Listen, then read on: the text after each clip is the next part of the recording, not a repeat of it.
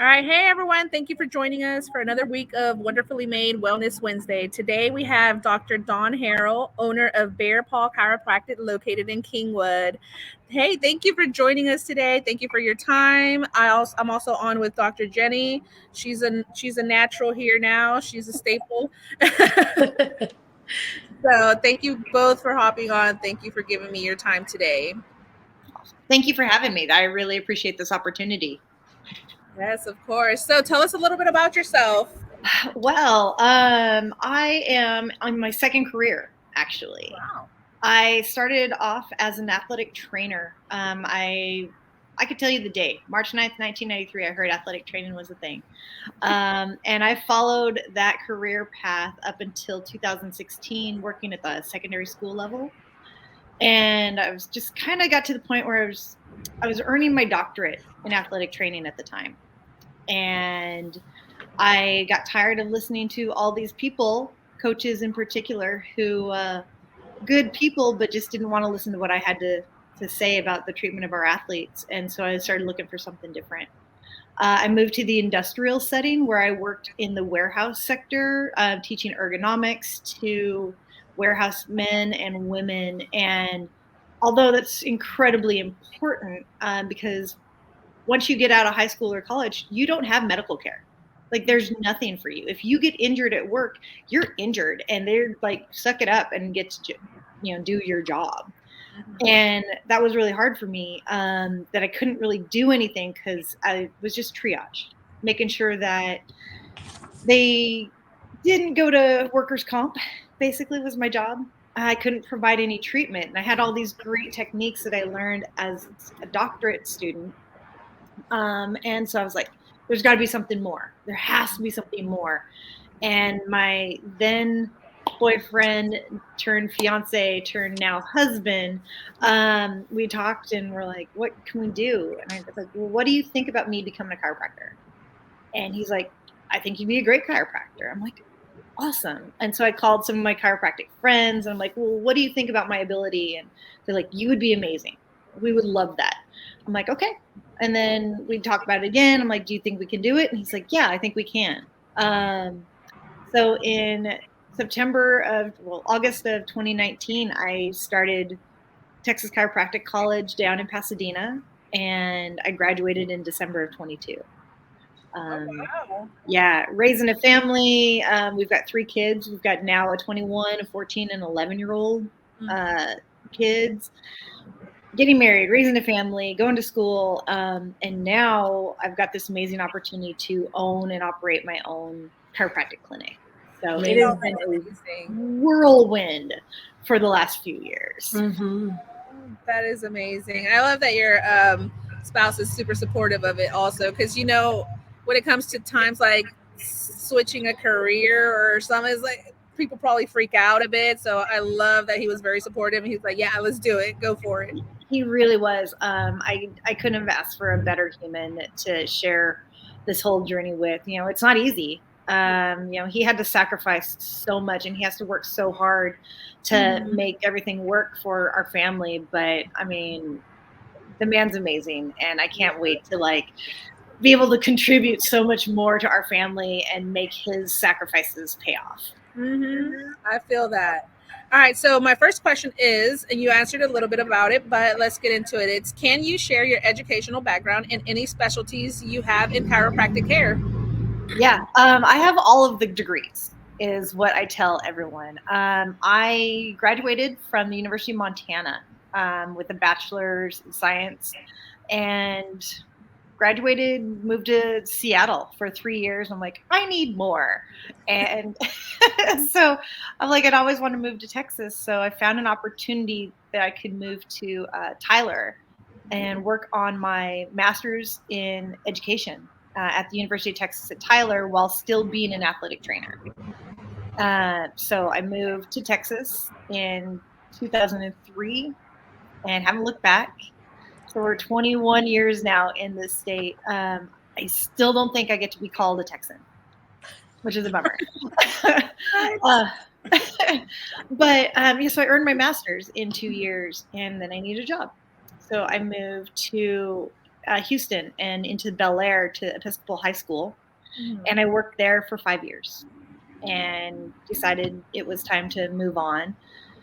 So then I worked at Langham Creek High School in the Cy-Fair district here in Cypress for 5 years. And that's when I was like, I don't want to work in the high school setting forever. So Yeah. I was like, in my mind, I thought teaching athletic training students was where I needed to be.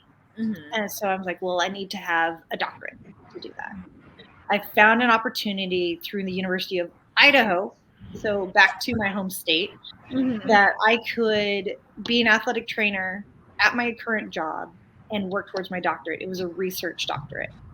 So I ended up took 3 years of that time and did a lot of research on different manual techniques, and I got a certification in what's called the Mulligan concept, and it's probably my best foundation for everything I do right now.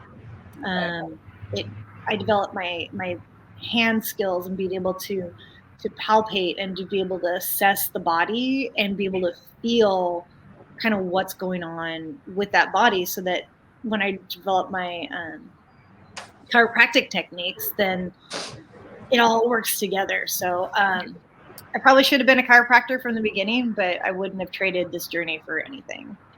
Yeah. It sounds like a very, very eventful journey. It really does. Oh, girl, I am 45 years old, and I feel like I've just done all of the things, and I'm like, I'm ready for the one thing to just stay still. Yes. Okay, so next question. How do you assess new patients and what does a typical initial consultation involve? All right, at Bear Paw Chiropractic, our initial evaluation includes a pretty detailed medical history. We do review of systems, is what we call it, and that's just where we're making sure, like, have you had any fever or chills? Is there anything on your skin that's going on? Your gut health, and then we get into your musculoskeletal health, because as chiropractors, that's what we can address, is the musculoskeletal. But a lot of constitutional things can mask themselves as musculoskeletal. So we don't ever want to miss something. So it's a pretty detailed medical history, followed by a neuromuscular examination where we test reflexes, right? What's your spine health doing? What are your muscles doing? How strong are you? Then we do some orthopedic special tests that kind of narrow in on what that spine health looks like. Patients will get more education than they ever bargained for with me. I like to talk. I like to talk about all the stuff I know, way more than they ever bargained for. And following that evaluation, based on what I find, we go over and we'll take an X-ray of their cervical spine or their lumbar spine. Maybe come in with your neck and you're like, oh, but my back hurts. And we find out in that evaluation, oh, shoot, you know what? There's something going on. Let's take a picture of that. So full medical history, neuromuscular examination, orthopedic tests, and an X-ray are all part of the first examination. And following that, we go out and we perform a technique called active release technique.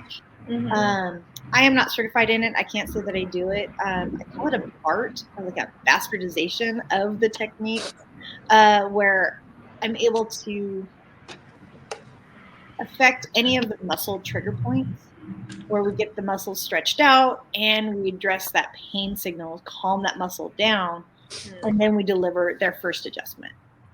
Oh, wow. So it does sound like that's a very, very detailed. I don't think I've ever gone to a Cairo and I've gotten this much for my money. So you Yeah, said I think we offer quite a bit for this for the community. That's for sure. yes, it's amazing and I love that for you because it really sets you apart as far as other Kairos, you know. Yeah, and there's some great chiropractors here in the Kingwood area. I think my background in health and wellness and athletic training really leads me to want to do, just like, make sure I go that extra step, because I don't want to be the one who misses something big. Yeah. Yeah, I understand. Yep. Okay, so now we're going to ask question number 3. How do you stay updated with the latest research and developments in chiropractic care?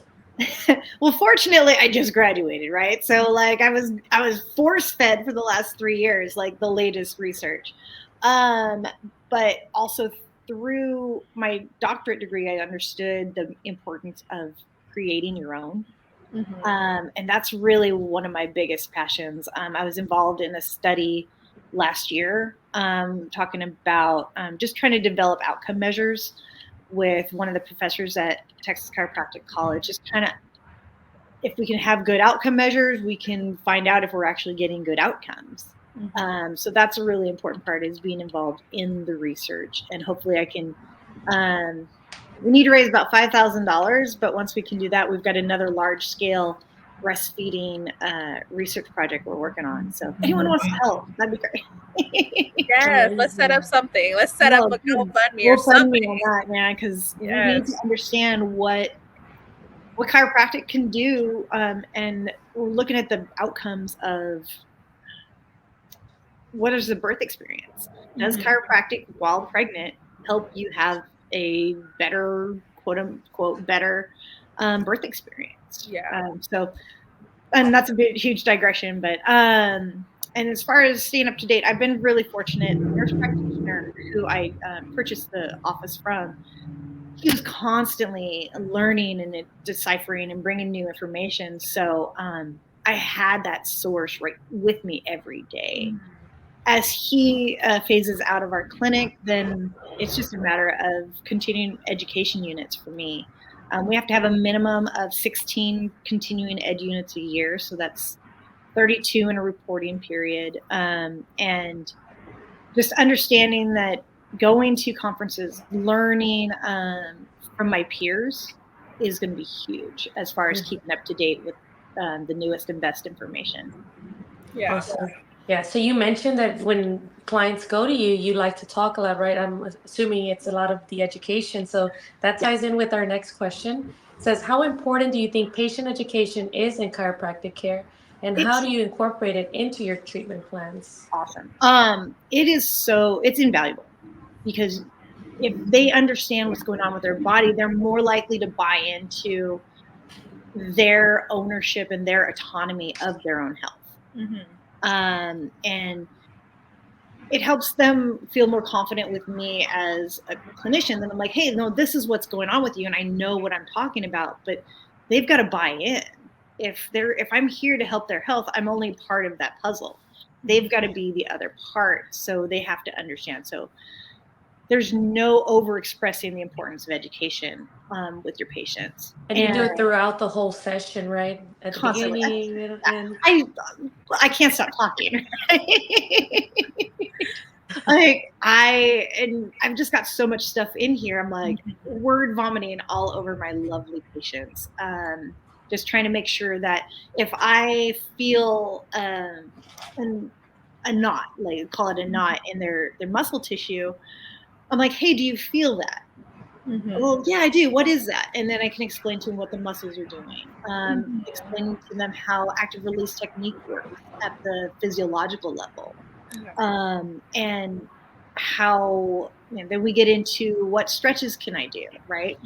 How do I incorporate it, is like, what stretches can I do to make this not such a problem later? What exercises can I do?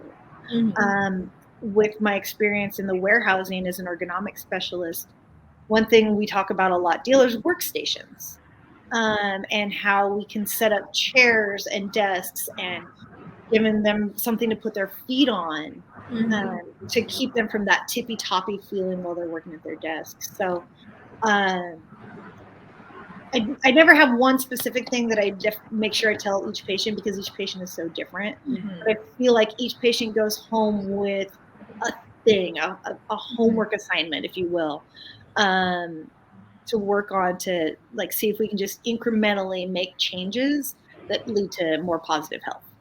Yes, I agree. As a physical therapist, I provide a lot of education. As you said, I don't stop talking sometimes. But at the same time, at the end of the session, I want to make sure that the patient is not really overwhelmed with a lot of information.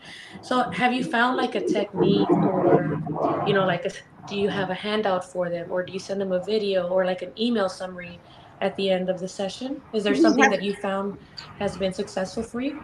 I haven't worked into that yet. Definitely on the radar of things that I want to do. Using the YouTube channel, I really want to be able to, hey, what stretch am I really constantly talking about? Can we talk, develop what that looks like, or provide them more, let's say, access to information. But no, I haven't really sat down and really thought about what that looks like just yet. A lot of things going on in the brain right now that's on the radar, and but it's pretty much like I try not to overwhelm. You're absolutely right, because they can totally get overwhelmed, and we get paralysis by analysis. You're like, well, she told me to do this thing, and I don't remember how to do it. Like, I'm just not going to do anything, and that's absolutely not what I want. So I work on one thing. Like, this is your one homework for this week. And it's one homework for 2 days, really. Like, okay, you're going to come back and see me in 2 days. Work on this small thing. Hey, how did that go? Oh, it went really good. All right, let's keep doing that. Or let's add something else. Or, oh, I really didn't do it because I couldn't remember it. All right, let's go over it together. Yeah, I agree. Sometimes we think more is better, right? No. And when I first started as a clinician, you're taught like give them 3 to 5 exercises, and I wanted to give them 5, right? Because I'm like, I want to give them more and give them what they paid for, But I've learned that even if you give them that one thing, like you said, throughout the week, that's gonna make a huge difference versus them having to feel overwhelmed with 5 different things and just being like, nah, that's too much. I don't have time for that. Yeah.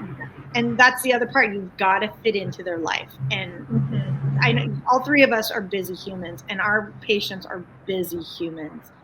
One of our statements, our biggest motto at Bear Paw is see yourself like an athlete and treat yourself like an athlete. And that is so important because athletes are always moving. They're always busy. Yeah. And we are humans, and we're always moving. We're always busy, and we rely on our bodies. And if we're not, like, if you give us one extra thing, we're going to shut down. Yeah. Like, so if you give us 5 extra things, no way is that going to happen. So yeah, I totally agree. It's more is not always better. More is just more.